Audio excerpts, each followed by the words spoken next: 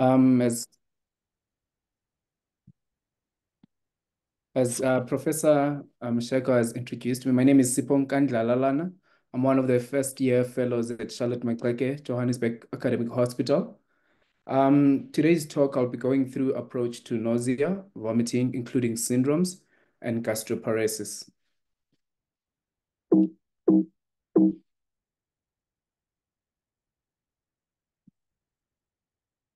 The table of contents, I'll go through definitions, pathophysiology, approach to nausea and vomiting, evaluation, gastroparesis, and I'll also go through nausea and vomiting syndromes towards the end of my talk. Nausea is a painless, unpleasant sensation or feeling of the imminent need to vomit. It may or may not be accompanied by vomiting.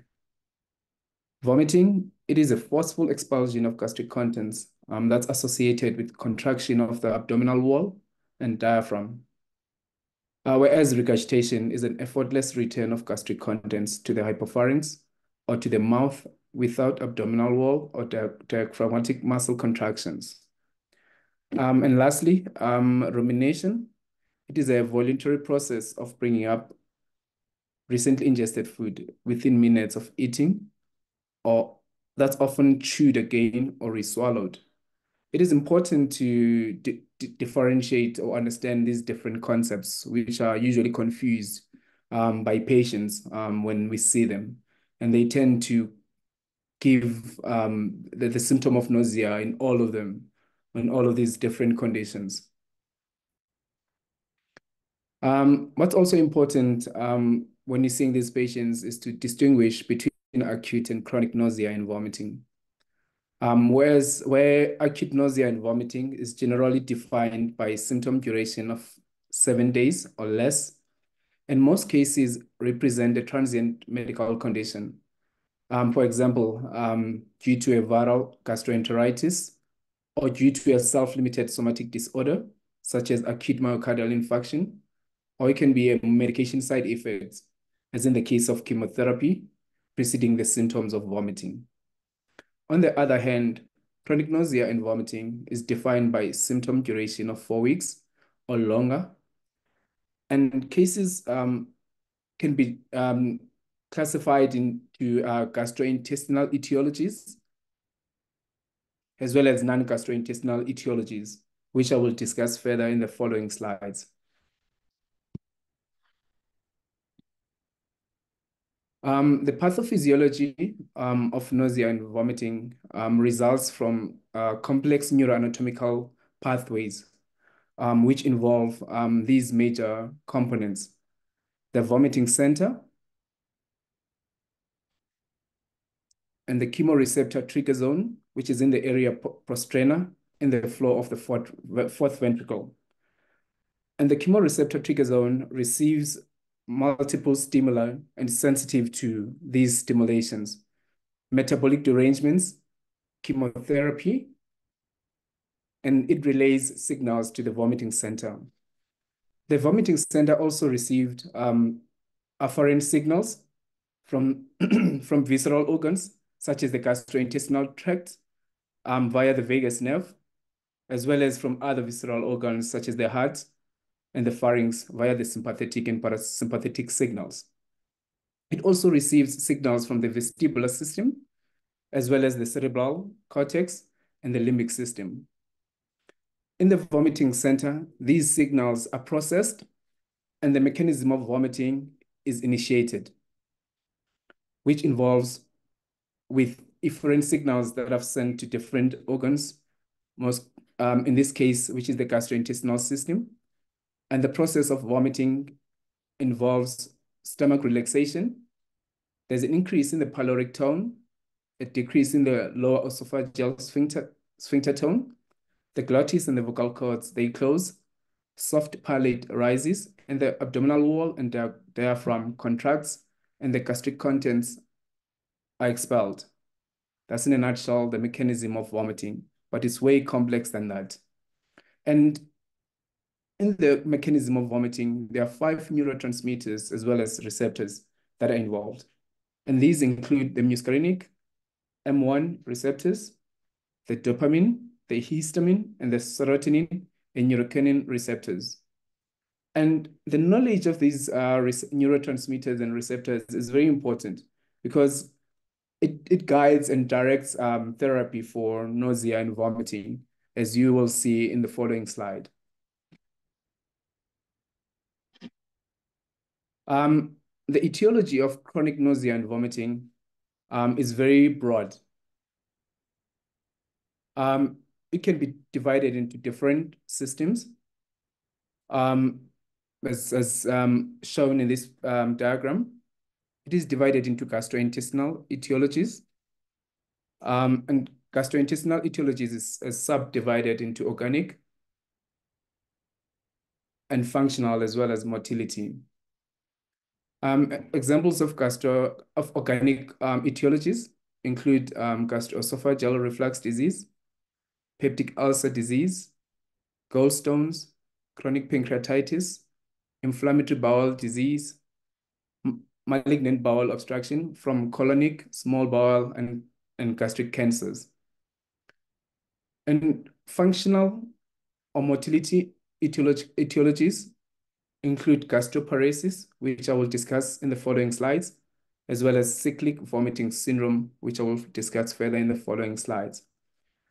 They also include chronic intestinal pseudo-obstruction, where patients present with symptoms of nausea and vomiting. And patients with chronic intestinal pseudo-obstruction, you find that they also have dilated loops of bowel on imaging without evidence of mechanical obstruction on the images, as well as on upper endoscopy. The other etiology is chronic nausea and vomiting syndrome, as well as irritable bowel syndrome. Nausea and vomiting is also a symptom of functional dyspepsia, but in this condition, the predominant symptoms are epigastric pain, as well as postprandial fullness. Central nervous system etiologies, they include migraines, intracranial tumors, and vestibular etiologies, they include benign paroxysmal positional vertigo, which is due to pathology of the inner ear. Motion sickness, which is not necessarily a disease, rather an exaggerated physiological response to motion. Under metabolic etiologies, we've got uremia, adrenal insufficiency, hyponatremia, hypercalcemia. Under medications or drugs as etiologies, we have opioids, polypharmacy, as well as cannabinoid hyperemesis syndrome from excessive and long-standing use of cannabis. I will also discuss this further in the following slides. And then we also have miscellaneous causes, such as in pregnancy, in women of childbearing age, as well as the extreme variant of morning sickness, hyperemesis gravidarum. Under psychiatric diseases, nausea and vomiting can be due to anxiety, as well as eating disorders. And lastly, under miscellaneous is rumination syndrome, which is not necessarily a cause of vomiting, but it's very important, as I've mentioned in the first slide, because patients usually on history give a history of vomiting. So it's very important to bear this condition in mind, especially in younger patients. But I'll also discuss this further in the presentation. On evaluation of nausea and vomiting, a very concise and history in depth is very important. It is very important to define what the patient means by vomiting, as to distinguish between true vomiting from other conditions, such as regurgitation, retching, as well as rumination. Because evaluation and management of these conditions is very different. Duration and pattern of nausea and vomiting because some conditions which cause nausea and vomiting have got very discrete episodes as well as exacerbations, such as cyclic vomiting syndromes. The character of vomiting, for example, hematemesis, if there's coffee ground material, which might suggest upper GI bleeding, if there's feculent, which could be due to bowel obstruction. Also, history of associated symptoms is very important. For example, history of abdominal pain in a patient who has had multiple episodes of acute pancreatitis. That might suggest chronic pancreatitis as an etiology. If the patient also has predominant symptoms of heartburn, that might suggest the etiology of GERD. If the patient has got alternating bowel habits of diarrhea and constipation, perhaps the etiology could be IBS. If the predominant symptoms of vertigo, tinnitus, hearing loss, etiology could be of that vestibular pathology. Past medical history and past surgical history is also very important. For example, a long-standing history that might be pointing towards a diagnosis of gastroparesis, as well as a history of medication, especially preceding the episodes of nausea and vomiting. A history of substance use, paying in particular attention to alcohol as well as marijuana use. Also, a focused examination and investigation is important, which includes vital signs, a thorough abdominal examination, screening neuro examination, including retinal examination. For example, if there's papillary edema, you might be concerned for intracranial tumors or pathology. Under investigations, it is important to conduct a complete metabolic panel looking for hypokalemia. There could be metabolic derangements in the form of hypochloremic metabolic alkalosis, hemoglobin A1C, pregnancy test in women of childbearing age. It's very important to conduct this test, actually, not to assume when you see these patients, especially if there's none that's been done by a referring clinic or peripheral hospital.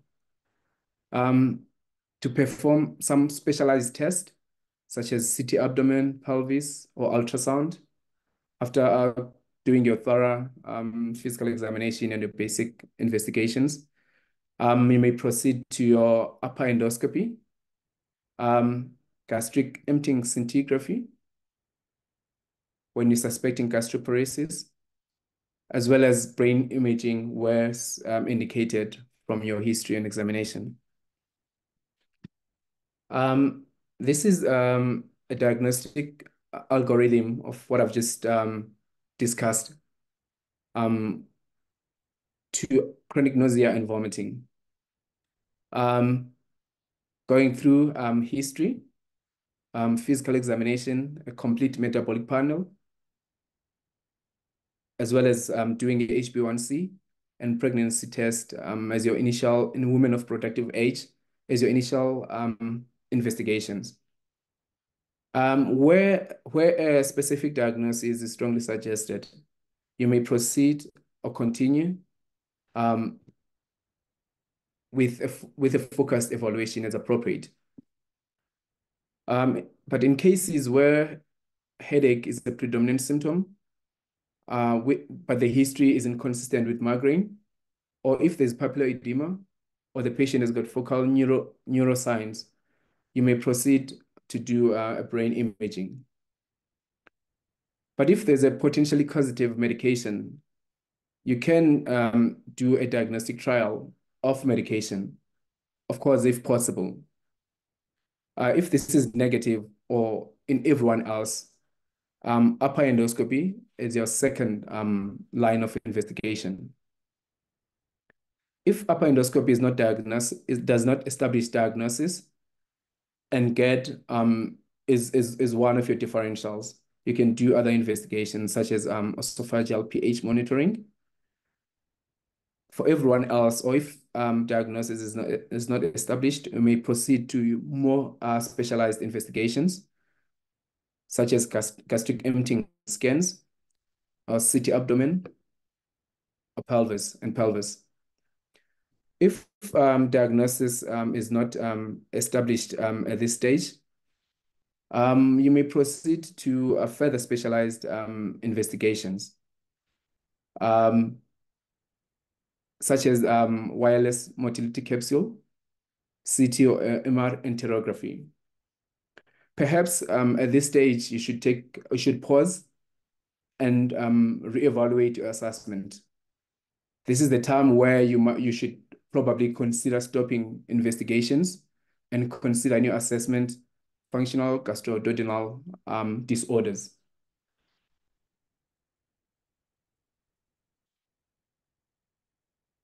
Moving on to gastroparesis.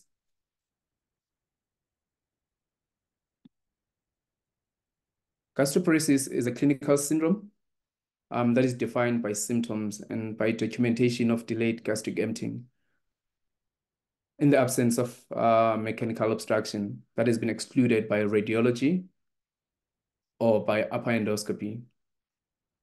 The estimated prevalence in Europe is 9.6 per 100,000 persons in men and 38 per 100,000 persons in women.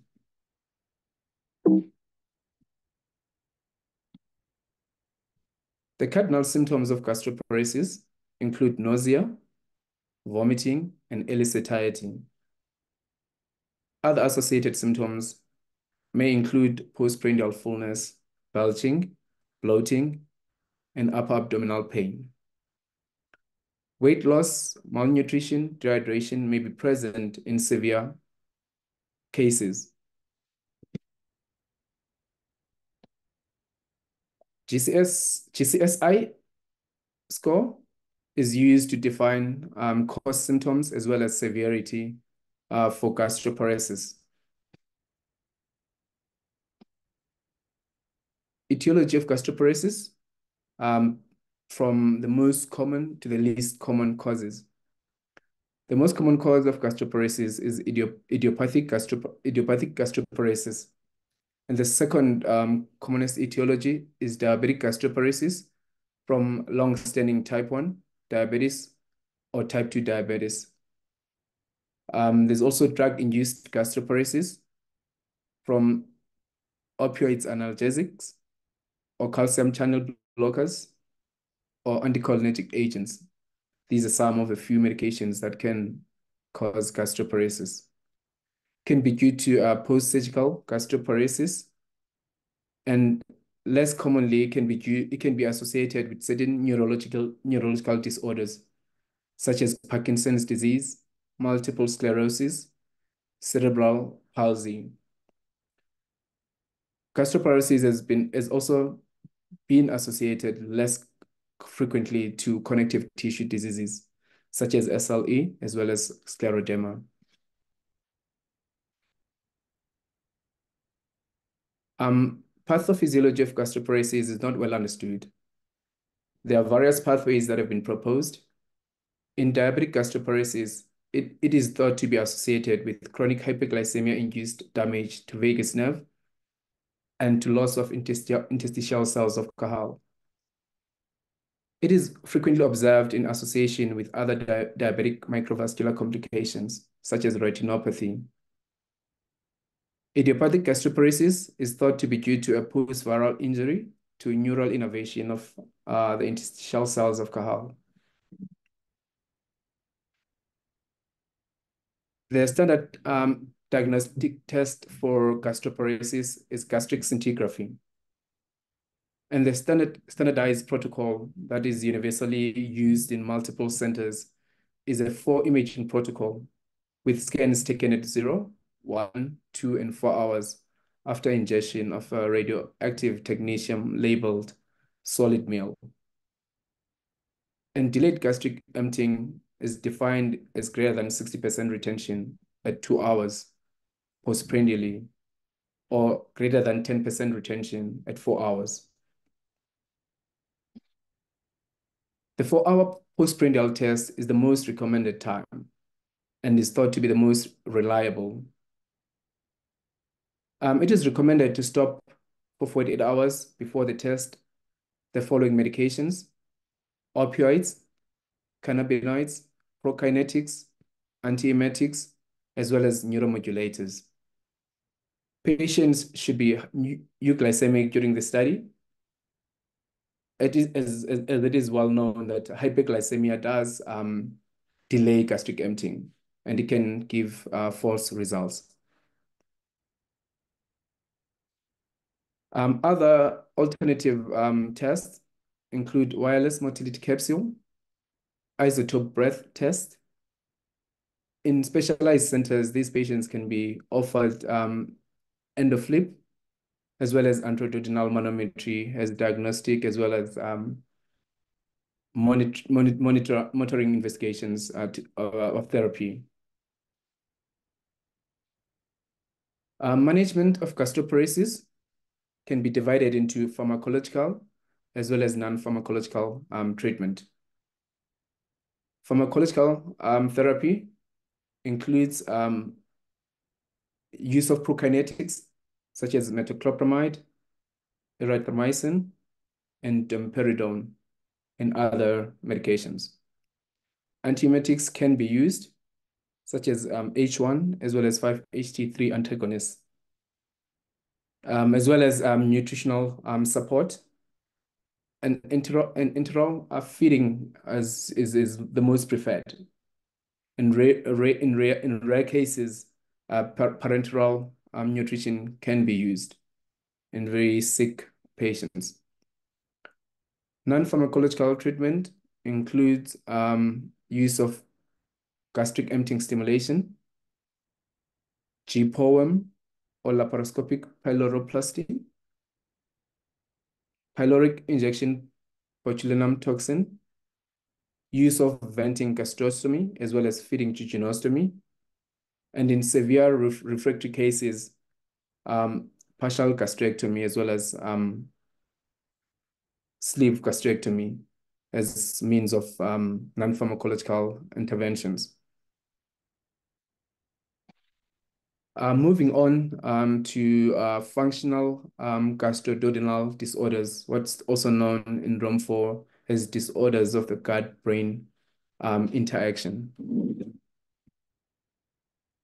ROM4 is used as a diagnostic criteria for nausea and vomiting disorders. And these include chronic nausea and vomiting syndromes, cyclic vomiting syndromes, cannabinoid hyperemesis syndrome. The first disorder is chronic nausea and vomiting syndrome. And the diagnostic criteria must include all of the following: bothersome nausea, that's severe enough to impact unusual activities, occurring at least once per week, or one or more vomiting episodes per week, with exclusion of self-induced vomiting, eating disorders, regurgitation, or rumination. There must be no evidence of organic, systemic, metabolic diseases that is likely to explain the symptoms on routine investigations, including an upper endoscopy.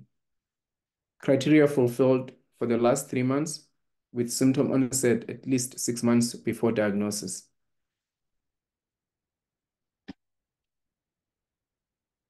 The second functional gastroduodenal disorder is cyclic vomiting syndrome. And the ROM4 diagnostic criteria must include all of the following: stereotypical episodes of vomiting regarding onset, which must be acute, and duration of the episode must be less than 1 week.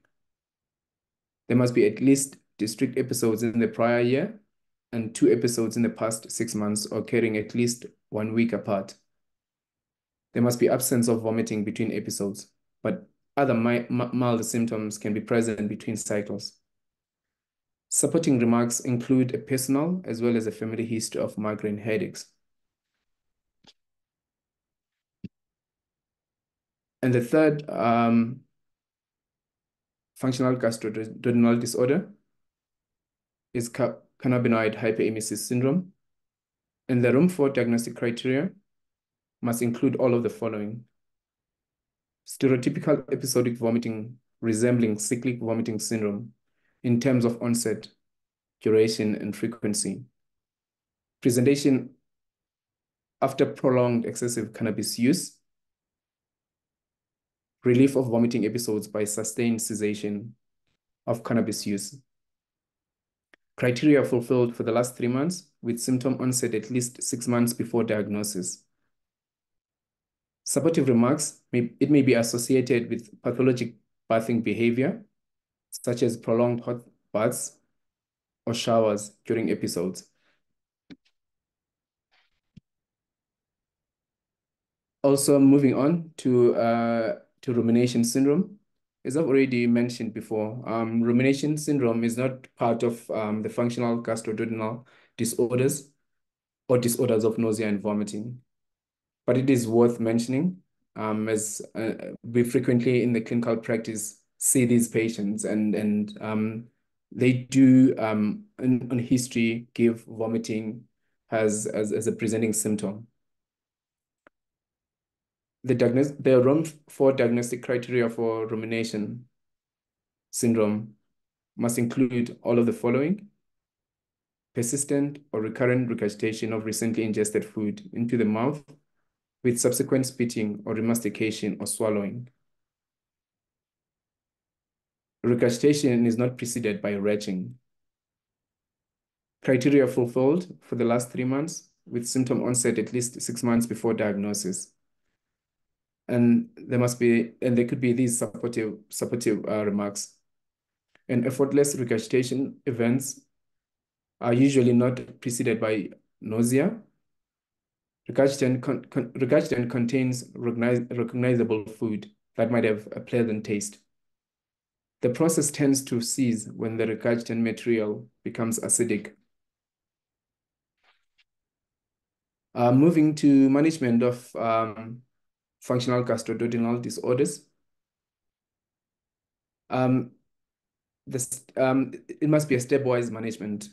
And the first step includes thorough assessment of the patient, as well as recognizing complications. This includes correction of metabolic derangements, nutritional support, and adequate oral intake. And in severe cases, fluid rehydration. Discontinuation of suspected offending medications, where possible. Establish as well as treatment of the underlying condition.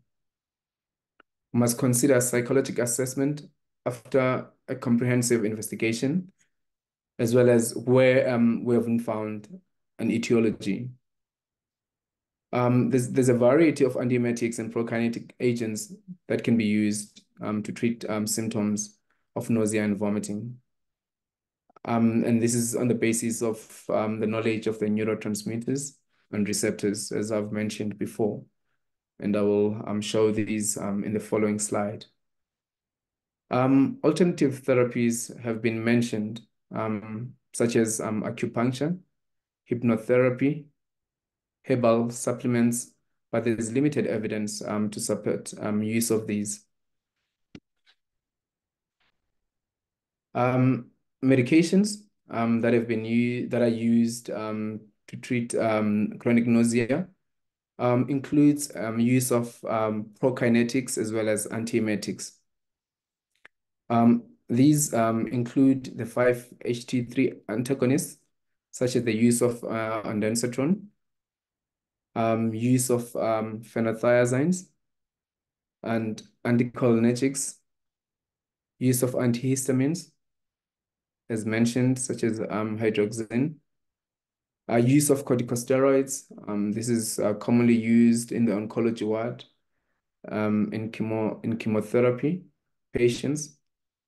Use of benzodiazepines, such as loperamide and alprazolam.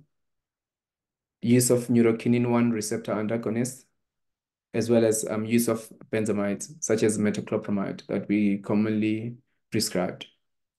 It is very important to bear in mind side effects of these medications, which can be life-threatening, such as in the case of your 5-HT3, which causes mild headaches, can cause constipation, can cause your QT interval prolongation. So you must bear this in mind, especially in patients, for instance, in patients with gastroparesis, where these medications can interact with other medications that prolong your QT. Your phenothiazines, they cause extrapyramidal side effects. Anticholinergic medications, they cause the following side effects: dry mouth, changes in vision, urinary retention, constipation. So you must bear in mind these side effects, especially in your elderly patients, as well as your your benzamides, metoclopramide that we frequently prescribed. As we know, it can cause extrapyramidal symptoms, such as your tardive dyskinesia, dystonia, as well as it does cause hyperprolactinemia. So it is very important to really bear in mind these side effects and interaction with other medication. That's my last slide. And thank you for offering me an ear. So this was just an approach to chronic nausea, as well as syndromes of nausea and vomiting. Thank you. These are my references for the talk. Thank you. Sipho, it's VG here. Hi, everyone. Good evening. I don't know, a few people may know, but I had huge problems trying to,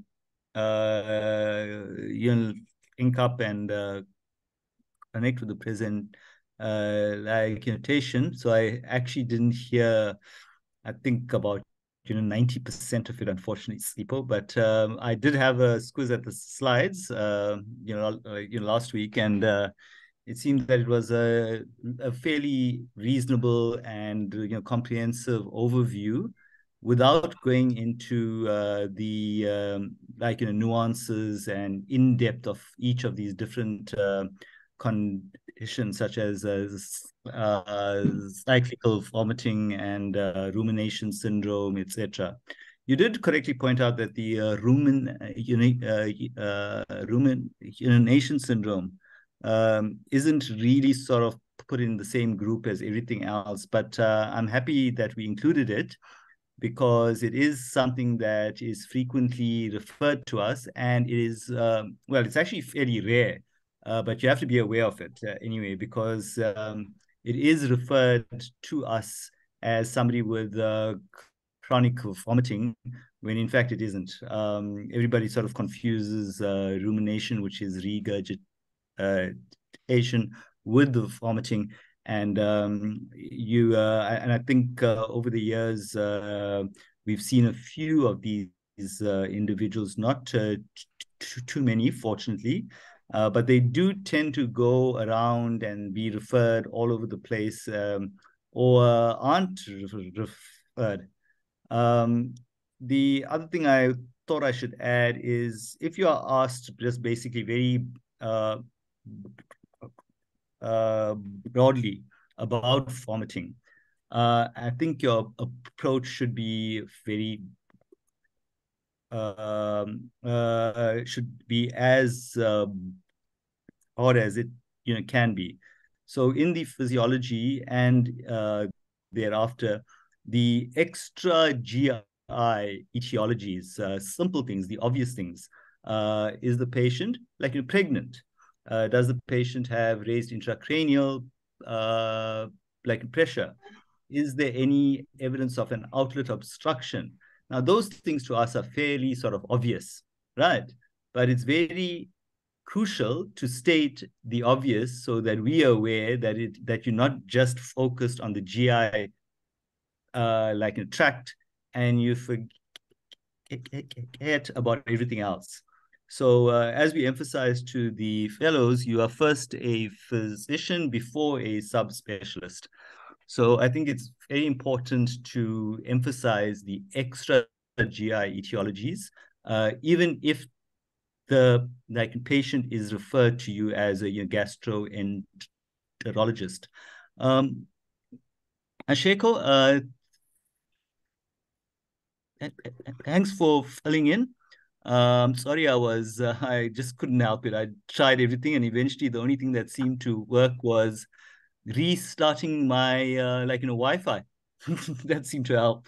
That's probably something I should have actually tried earlier. I don't know if you want to add anything, Asheko, or anyone else who's on in terms of consultants or HODs. Before we open the floor to the audience. Dr. Yonane? Hi, VG. Good morning, good evening, and compliments. Thank you. Compliments. and everybody else. Hey. Thank you very much to Sipho. Sure, I just want to comment him for this broad topic, but it's very important, like VG say to us. I want to commend you for using that pharmacological approach of using the chemo effector trigger zones in the vomiting center. I think it's important to know that one of the chemo effector trigger zone is outside the blood-brain barrier, and then the vomiting center is inside. The implication is that there may be drugs which do not necessarily cross the blood-brain barrier, but through those 5 inputs, neurotransmitters that you mentioned, there can be modulation there. And then while I'm there, I think before I do that, also I think anatomically we should know the inputs also from the hippocampus, and also from, like you did mention, from the inner ear of the middle ear. I think the relevance of hippocampus is that if you see me next time, you just vomit because you've seen me before. Right. Then for a physician in 2024, I think you need to know the different types of receptors. Like when you say histamine receptors, you have to know there's H1 and H2 at least, so that you know which one is for allergy and which one is for these things that we're talking about here. And then similarly for your serotonin receptors, I think we need to know that, I think the last time there were 15, but I think we stick to 5 for now, receptors, because I think receptors 1, 2, and 5 are mainly in the brain, and by 3 and 4 are in the gut, so that you know what happens if you obstruct the type 3 serotonin receptors. That's when you want to stop the vomiting. And then you know what happens if you stimulate or give agonist to type 4. Then that's when you want to relieve that abdominal pain. That will be relevant when you deal with IBD, I think. IBS. Is it IBS or IBD? IBS. Yeah, I agree. It's especially you're relevant with IBS physiology. Although IBS physiology can get quite complicated. Tough. That's why serotonin receptors as well. Yeah, but I thought for physicians they should appreciate these receptors very well, because that's what they work with as a physician. And then, Shem, there are this thing of gastroparesis. I saw that list of etiologies, which I thought is wonderful. And then for the diabetics, just know that usually it's poorly controlled diabetics.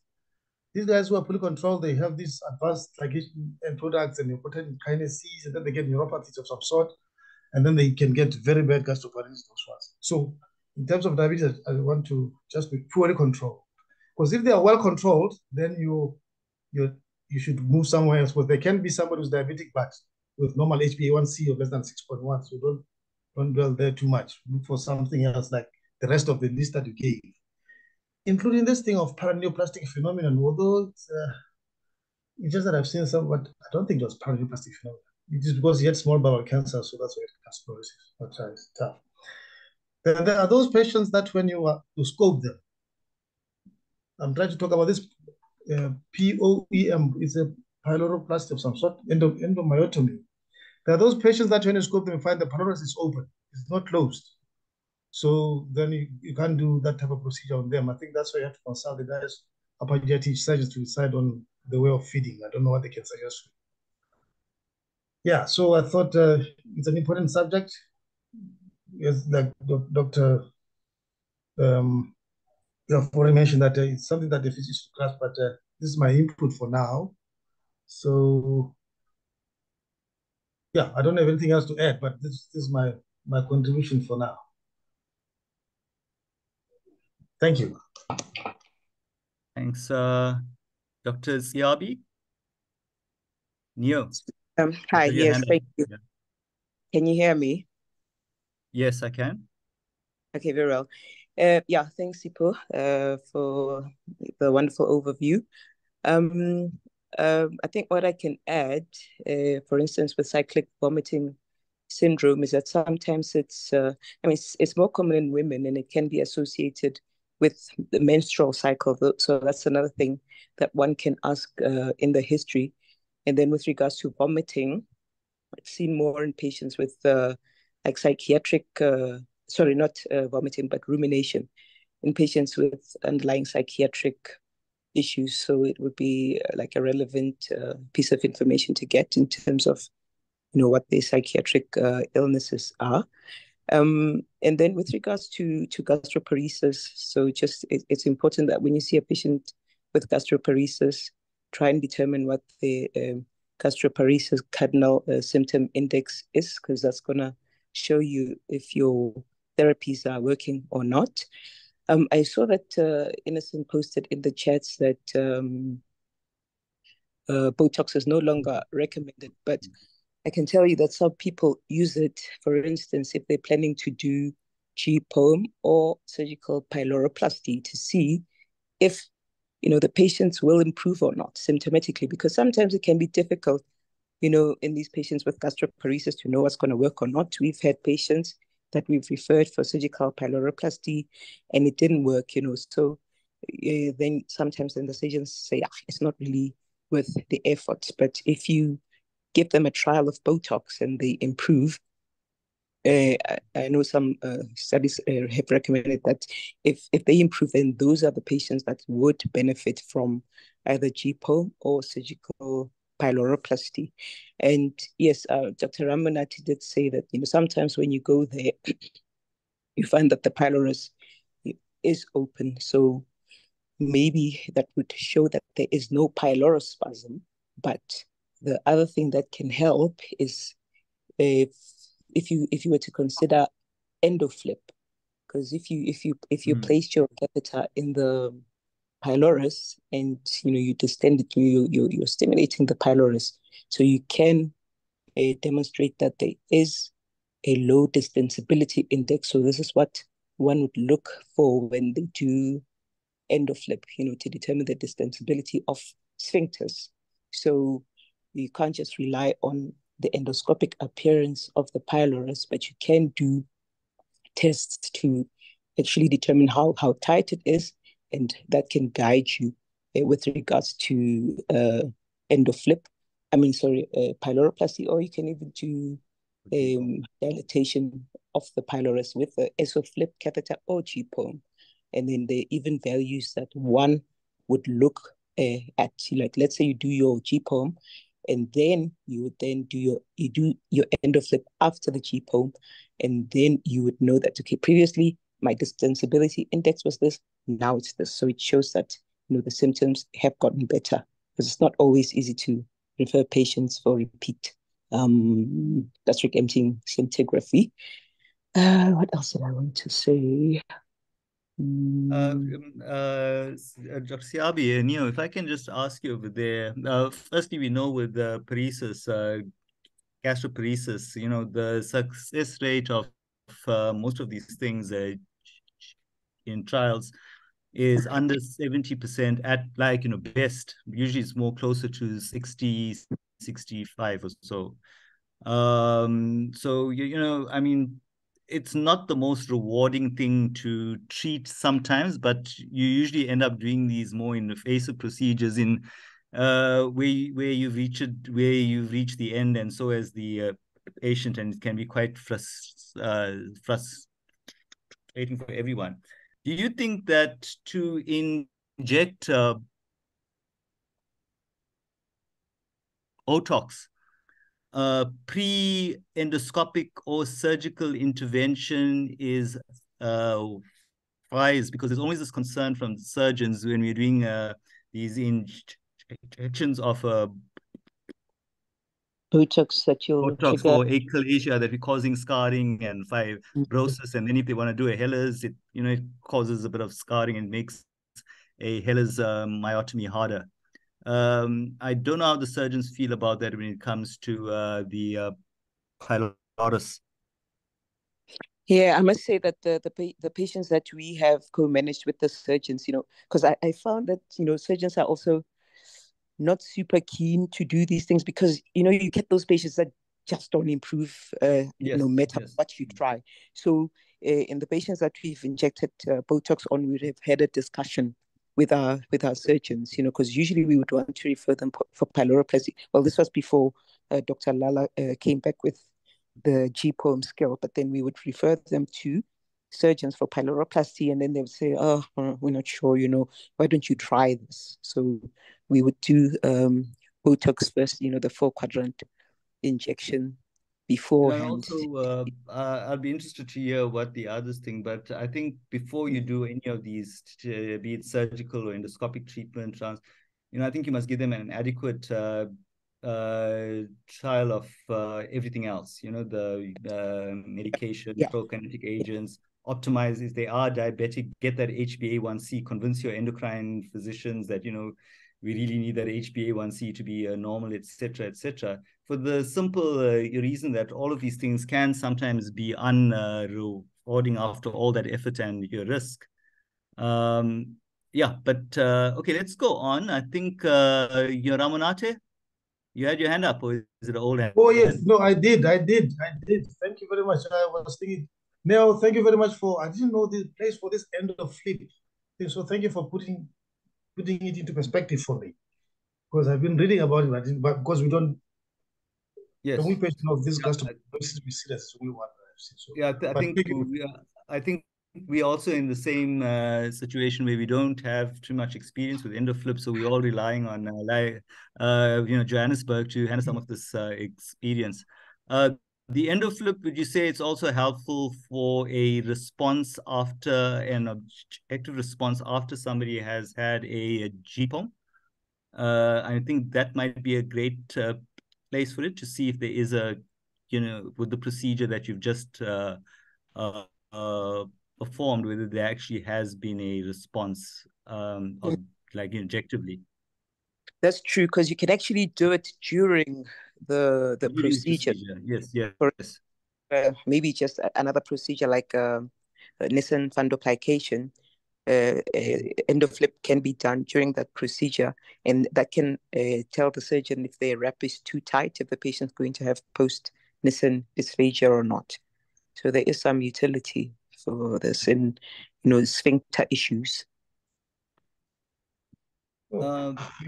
Okay, I mean, look, there's a few things we can all add. I'm sure there's a few things I want to say about the emptying study and trying just to understand how the emptying study in nuclear, like in medicine, is performed. You don't have to know it in great in-depth detail as a physician in nuclear medicine has to, but I think it's worthwhile just to have a fairly simple understanding of how the gastric emptying study is actually performed, and of course how it is interpreted.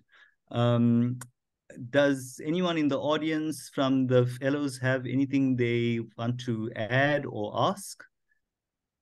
I'm unsure if we'll be able to answer it, but I think we're almost at our hour now. VG, I think you didn't see my head. Sorry to budge in there. Oh, sorry. I see your hand now. No, that's okay. So I won't repeat what has been said by None and Neo. I agree with everything that has been said. The only thing is that I think just for the fellows that are specifically writing exams, the American guidelines say that there is no place for Botox. It is not recommended. Yeah.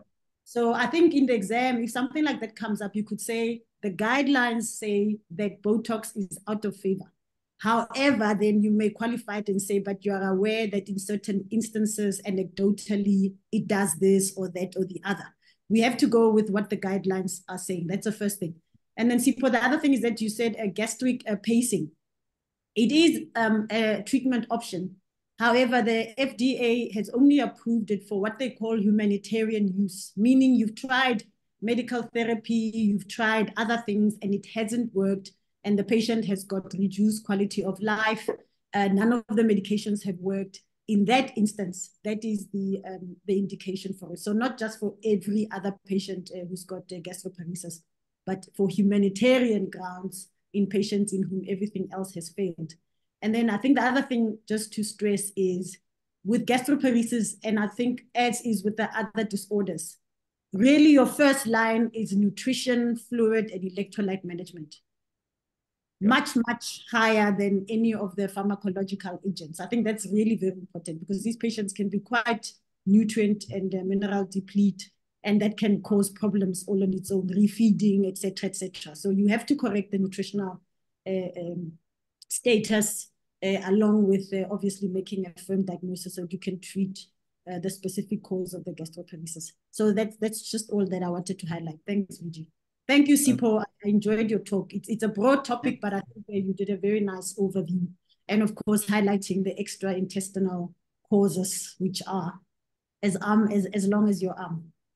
Thanks. Yeah, that's true. And I'm going to emphasize again, if you ever asked about vomiting, don't restrict yourself to the GI tract. Okay. Okay, so Sipho, excellent. I appreciate that. And to everyone who joins, I just want to end off by saying a big thank you to all the presenters, to Sipho, thanks to ECHO University of New Mexico and ECHO India team for the support. Recordings will be available on the GI website, and thanks to the Gastro Foundation. So enjoy your evening and the rest of the week ahead. And once again, sorry that I joined late. That was down to IT issues. Thank you. Bye, Have a good night. Thanks, Bye, None.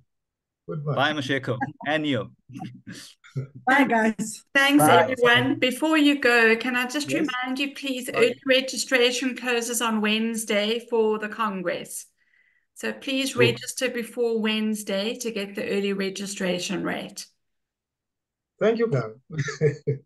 Reminder there. Maybe it's also good to remind you, abstracts are due 29th of February. Exactly. I hope you're all working Thanks, on your abstracts. Thank you. They certainly are. Thank you. Thanks, everyone. Bye then. Bye. Bye-bye.